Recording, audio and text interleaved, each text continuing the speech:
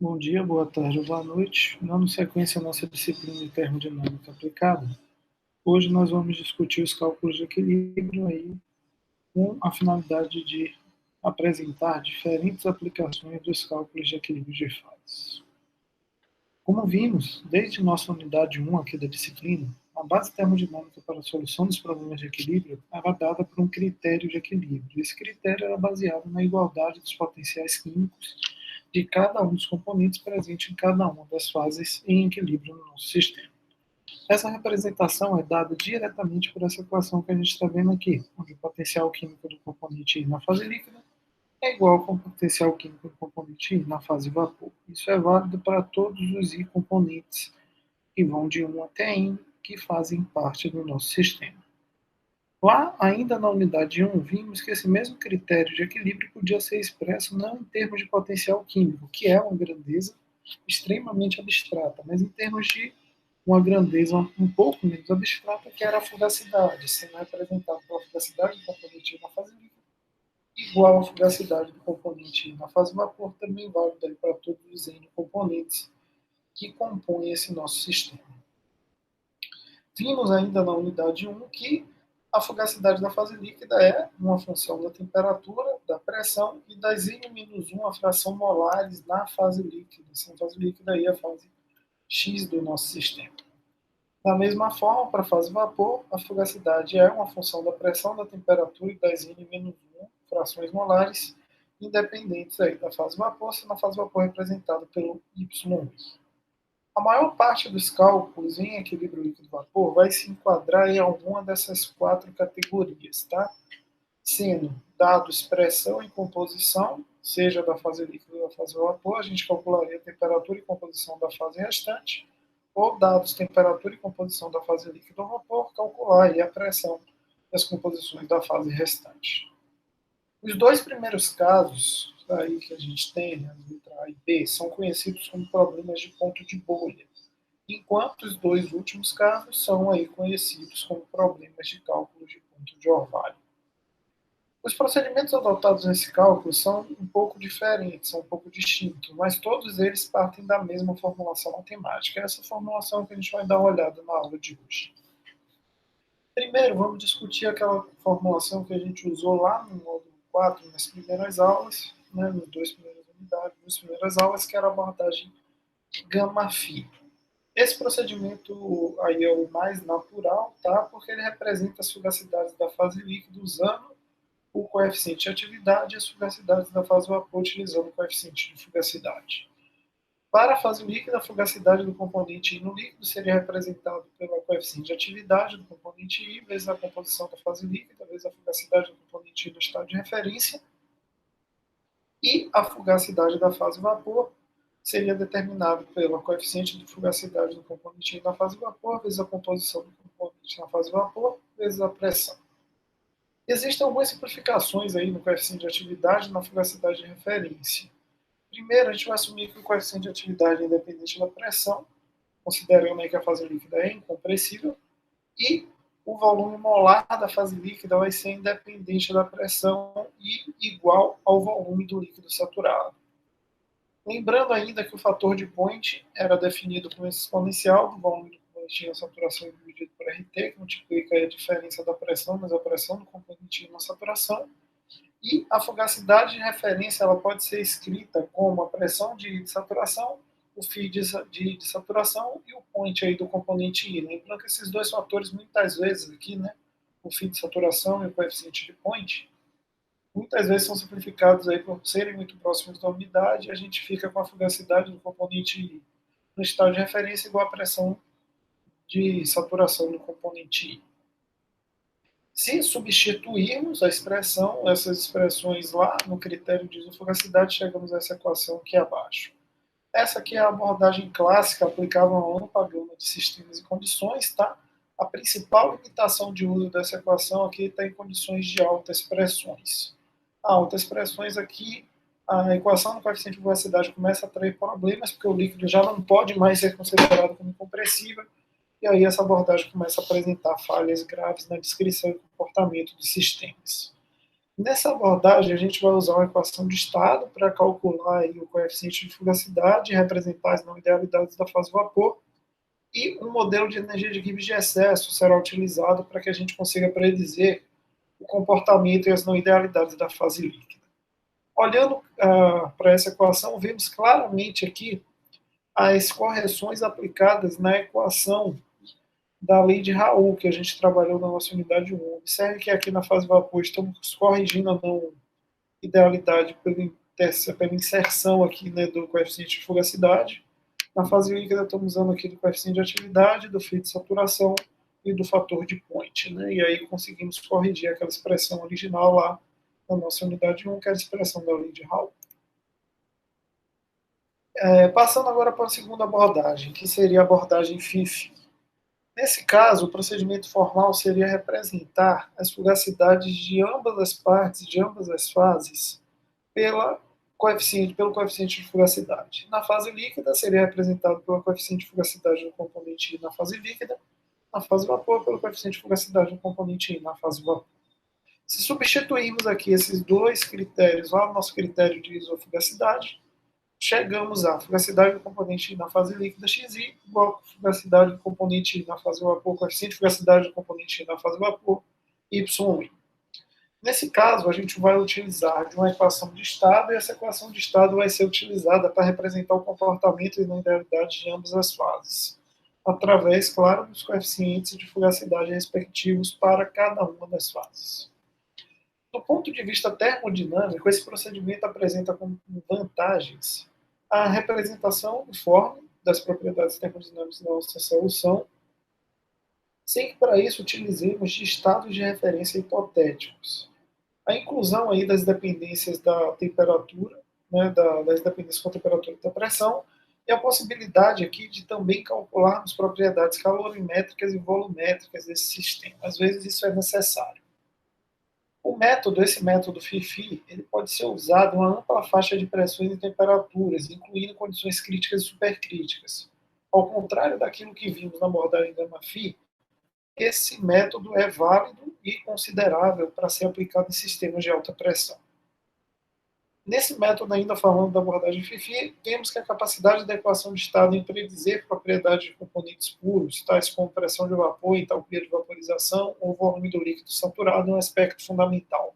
Muitas vezes a gente não tem esses dados disponíveis para algum componente dentro da base de dados que temos disponível no momento. Então a gente consegue calcular essas propriedades através das próprias equações de estado que estamos utilizando aqui para desenvolver o procedimento. As equações de estado cúbicas, elas aparecem como particularmente interessantes, basicamente devido à simplicidade e ao fato de que temos um número de raízes conhecido para esse tipo de equação. Além disso, essas equações, elas possuem raízes que possuem solução analítica e podemos atribuir significado físico a essas raízes. O cálculo desse coeficiente de fugacidade aí para ambas as fases, ele é feito em condições de temperatura e pressão, ou temperatura e volume como variáveis independentes. A gente viu essas definições na nossa segunda unidade. Aqui temos uma das equações utilizadas e aqui a outra da equação. Nesse caso aqui para temperatura e pressão, nesse caso aqui para temperatura e volume. Vamos agora ver alguns cálculos de equilíbrio, tá? Aqui considerando já as abordagens em ponto de bolha e ponto de orvalho. Seja utilizando aí a abordagem Gama-FI ou a abordagem FIFI, os cálculos de ponto de bolha e ponto de orvalho eles devem ser realizados de maneira iterativa. Isso ocorre em virtude da dependência funcional que a gente tem implícita nas equações, né? Se recordem, por exemplo, que esse coeficiente de fugacidade é dado por aquelas expressões que tínhamos lá na nossa segunda unidade, que dependiam da composição, né? E aí já criamos uma amarração significativa nesse termo. O mesmo é válido para os coeficientes de atividade, para o fio de saturação e assim sucessivamente. A gente vai abordar nosso estudo nesse momento através da abordagem Gama-FI, a abordagem Gama-FI de acordo com essa expressão aqui em cima apresentada, e vamos considerar aqui separadamente os termos que estão apresentados, né?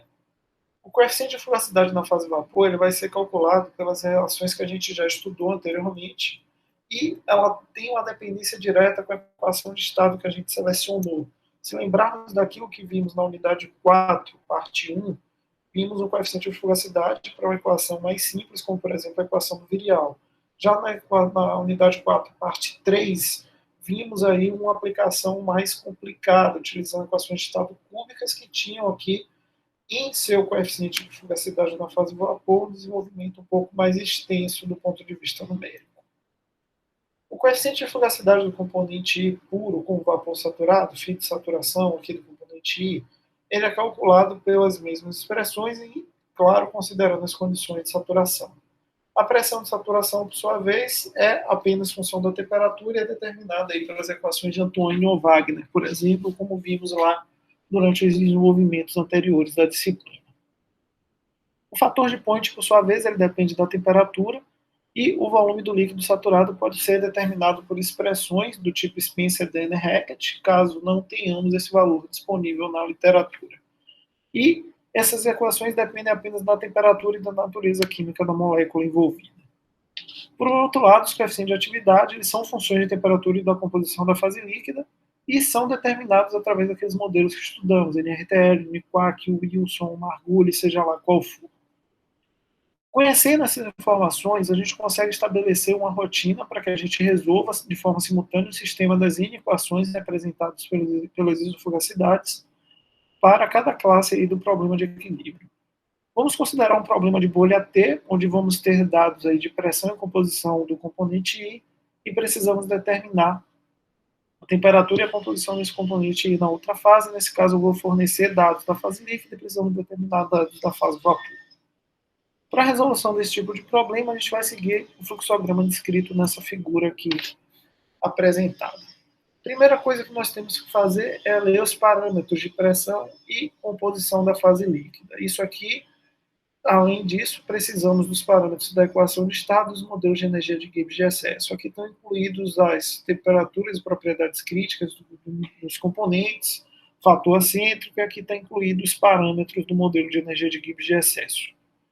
A partir disso, precisamos estimar um valor para a temperatura e fazer o coeficiente de eficacidade do componente I na fase vapor ser equivalente a 1. Sendo assim, podemos avaliar a pressão de saturação nessa temperatura que estimamos, o fim de saturação nessa temperatura que estimamos e o coeficiente de atividade do componente I ainda nessa temperatura. Com isso, conseguimos calcular todos os YI a partir do uso dessa equação, que é a nosso critério de isofugacidade isolado para YI. Assim, podemos determinar e calcular o somatório desses YI. Se for a nossa primeira iteração, nós precisamos normalizar esse YI por meio dessa relação, onde YI vai ser YI dividido por esse somatório de YI, e vamos avaliar o nosso φ, coeficiente de fugacidade, na fase vapor pela equação de estado. Com isso, retornamos a esse passo, onde vamos recalcular todos esses YI dos componentes envolvidos e daí calcular esse somatório. Como não é mais nossa primeira iteração, precisamos verificar se o somatório de YJ mudou. Se ele mudou, nós vamos refazer esse cálculo de normalização e vamos calcular novamente os YI e os seus somatórios. Caso ele não tenha mudado, a gente vai verificar se ele é unidade. Se ele for diferente de 1, a gente vai ajustar a temperatura e refazer todo o procedimento. E vamos repetir esse loop até que esse somatório seja 1. Quando esse somatório for 1, temos o valor de temperatura correspondente e para esse valor de temperatura vamos conseguir determinar as composições aqui, YI.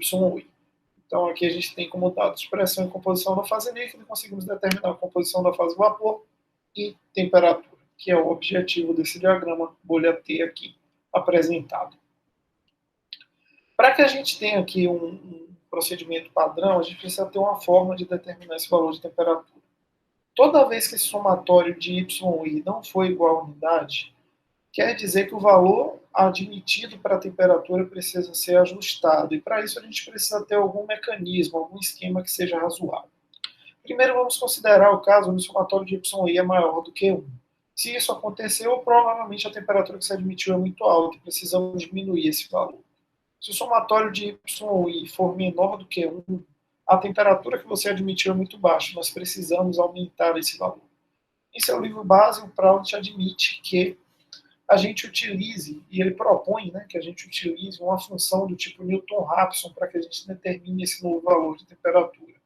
E, para isso, vamos precisar aproveitar o critério de equilíbrio. A gente sabe do critério de equilíbrio que o xi é dado por essa definição, e a gente sabe que, por condição, o somatório de xi tem que ser igual a 1. E isso tem que ser cumprido para que tenhamos validade física do nosso sistema.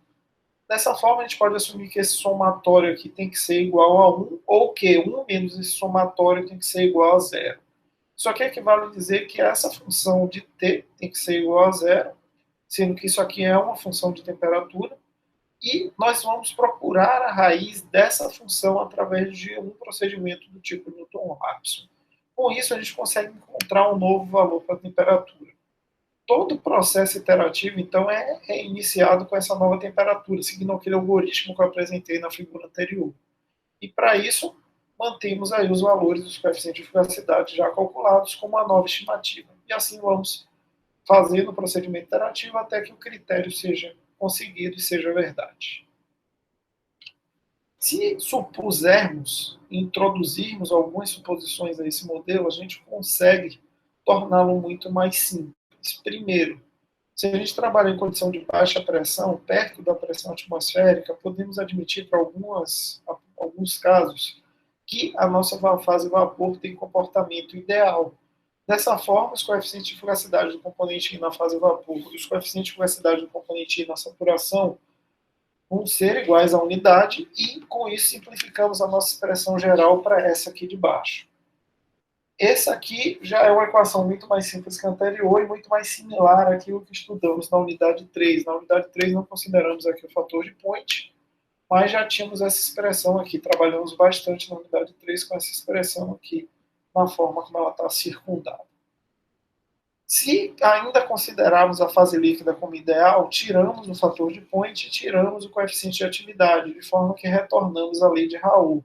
No entanto, se recordem que essa hipótese aqui já é bastante forte e a maior parte das misturas não exibem esse tipo de comportamento. Tá? Então, aqui você já começa a ter problemas de desvios mais razoáveis e significativos quando comparados aí com o dado experimental. Agora, vamos considerar um outro exemplo. Vamos considerar que estamos utilizando a abordagem FIFI. Para a abordagem FIFI, a equação-chave vai ser baseada em fugacidade do componente I na fase líquida vezes xi é igual à fugacidade do componente I na fase vapor vezes yi. Nesse caso, tanto os coeficientes de fugacidade da fase líquida quanto da fase vapor são calculados pela mesma equação de estado, seguindo aí as equações base apresentadas anteriormente. Dessa forma, vamos verificar a aplicação de um diagrama do tipo bolha P, onde calculamos P, Y e I, tendo dados aí a temperatura e a composição da fase líquida. O fluxograma para essa rotina é apresentado nessa figura. Primeira coisa, precisamos ler os valores de temperatura e composição da fase líquida, os parâmetros para a equação de estado, e com isso determinamos aqui, estimamos, valores para a pressão e para a composição da fase vapor. Com esses valores estimados, avaliamos o coeficiente de fugacidade das fases líquido e vapor e o KI. Esse KI é o que a gente chama de coeficiente de distribuição. Ele é equivalente ao YI dividido por XI e, por sua vez, é equivalente à fugacidade do componente I na fase líquida dividido pela fugacidade do componente I na fase vapor. Com isso, a gente vai calcular todos os KI, XI e os somatórios de KI, os somatórios em J de KJ, XJ. Calculados aí os YI pelo KI dividido pelo somatório em J de KJ, XJ, a gente reavalia os valores dos coeficientes de fugacidade dos KI e KI, XI e dos somatórios de J de KJ, XJ. Se esse somatório de KJ, XJ mudar, a gente vai recalcular todo mundo. Caso ele não mude, nós vamos verificar se o somatório é 1. Sendo o somatório diferente de 1, nós vamos ajustar a pressão. Sendo igual a 1, está finalizado o nosso algoritmo de cálculo. O uso desse KI ele é muito conveniente, desse coeficiente de distribuição aqui apresentado. Ele é muito conveniente para que facilite a nossa aplicação computacional, porque ele possibilita que a gente substitua um conjunto de composições Y e o XI em favor de outro. E para isso a gente tem como estimar também novas estimativas para os valores de Y e I, a partir dessa equação aqui apresentada. Com esses novos valores de XI, a gente pode recalcular os coeficientes de fugacidade da fase vapor junto com os KI, e esse produto KI XI, assim como a própria soma dos somatórios do YI. Esse cálculo pode ser simplificado se do mesmo caso, no mesmo modo que a gente tinha no caso anterior, tá? A fase vapor for considerada como ideal e assim o coeficiente de fugacidade for igual à unidade. Partindo agora para um exemplo de aplicação um pouco mais específico, vamos ver um cálculo de um equipamento flash. Um flash é um equipamento de separação mais simples que a gente tem na indústria química, tá? E aqui a gente tem um esquema de um flash isotérmico. Para esse caso, o problema de equilíbrio líquido-vapor, né, do flash isotérmico, a gente vai ter uma alimentação líquida, que é aquecida sob uma determinada condição de pressão e temperatura. As fases são separadas dentro desse tanque que está aqui representado na figura abaixo. Para isso, a gente vai considerar que F mol de uma mistura de alimentação aqui, que tem uma composição global ZI, está sendo introduzida nesse separador da figura, onde vão ser formadas uma fase líquida, que eu estou chamando de L, e uma fase vapor, que eu estou chamando de V. A fase vapor V tem uma composição dada por YI, e a fase líquida formada tem uma composição dada por XI. Se não, sem que a gente tenha nenhuma perca de generalidade no nosso equacionamento, a gente pode fazer essa corrente de alimentação F ser igual a unidade. Né? Dessa forma, L vai ser a fração molar de líquido e V a fração molar de vapor que se formaram no nosso separador. Sendo assim, o balanço global vai ser dado por L mais V igual a 1. O balanço por componente vai ser dado por ZI igual a XI mais VYI. Isso aqui é as equações globais de balanço de massa e equações de balanço por componente do nosso tanque de separação. Por definição, os YI vão estar relacionados pelo XI como YI equivalente a KI XI. Das equações anteriores, a gente pode combiná-las e se resolvermos ela para isolarmos o YI, chegamos a KIZI dividido por 1 mais KI menos 1 multiplica V, e isso vem da definição, né, que XI é igual a YI KI. A gente pode, né, fazer aqui de forma equivalente essa equação isolada de XI, de forma que XI vai ser ZI dividido por 1 mais KI menos 1 vezes o V. Obviamente, esse conjunto de equações deve satisfazer que o somatório de XI seja igual a 1 e que o somatório de YI seja igual a 1. Então, se a gente somar essas equações anteriores sobre todas as espécies, subtraímos da unidade, a gente consegue fazer essa função objetiva, onde o Fy é igual a esse somatório, menos 1 que vai ser igual a 0, para a fase vapor, e esse outro somatório aqui para a fase líquida, por sua vez. A solução de um problema geral de um separador flash, ela é atingida quando a gente tem um valor de V, né, de corrente de saída na fase vapor, que satisfaça seja essa função Fy ou a função Fx. As funções aqui, Fx e Fy, são equivalentes, tá? E cada uma delas poderia servir como uma base para o critério de cálculo desse tipo de problema. No entanto, a gente tem uma forma mais adequada para determinar essa solução geral, que seria utilizar as diferenças, né? Utilizar a diferença de Fy e Fx. E com isso obter uma nova função que eu estou chamando de f.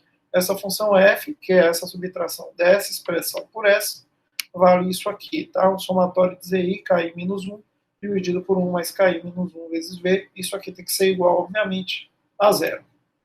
Essa função ela pode ser derivada, tá? E se a gente derivar essa função, ela vai ter uma derivada sempre negativa.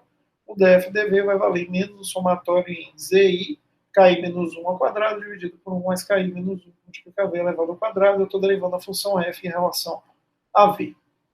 A gente pode se aproveitar essas duas expressões assim e solucioná-las pelo método de Newton-Raphson, onde o valor da corrente V no ponto I mais 1 vai ser igual ao valor da corrente V no ponto I, que é o ponto anterior, menos F dividido por dF dV.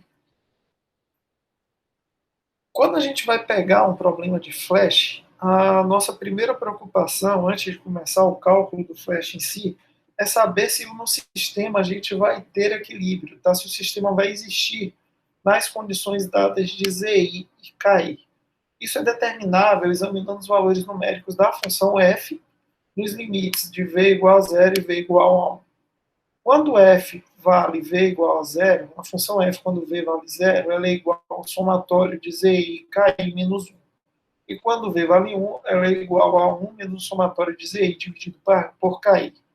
Se a gente examinar as propriedades dessas duas funções f, a gente vê que as duas fases, né, o equilíbrio líquido-vapor vai existir quando V estiver entre 0 e 1, claramente, e se f de V igual a 0 for maior que 0 e f de V igual a 1 for menor do que 0. Caso isso não seja verdade, a mistura ela pode estar em um estado de vapor saturado, ela pode estar em um estado de líquido saturado, onde o vapor saturado representa o ponto de orvalho, o líquido saturado o ponto de bolha. A mistura pode estar em uma região onde a gente está considerando aí que a gente tem líquido superresfriado ou vapor superaquecido, e a gente não tem como separar a fase. E em nenhum desses casos aqui, né, a gente vai ter separação de fases. Aqui porque a gente vai estar no estado muito inicial de equilíbrio, aqui porque realmente não existe equilíbrio, a mistura não forma separação de fases, e a gente não consegue separar, então não faz sentido a gente ter um equipamento flash que visa separação.